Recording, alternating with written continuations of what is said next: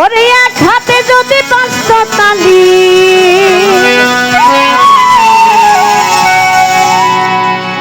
এক হাতে যদি বাজতো তালি, তবে কেন দু হাত লাগা? যেজন শিষ্য হয় ও গুরু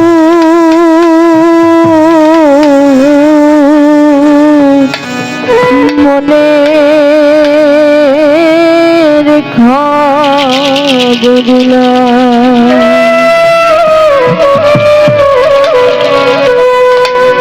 এক হাতে যদি বাজতো তালি,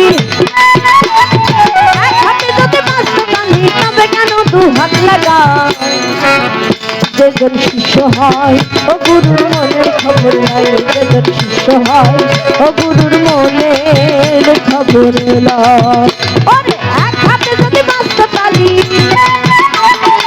এক হাতে যদি বাজতো তালি, তবে কেন দু হাত লাগায়? যেজন শিষ্য হয়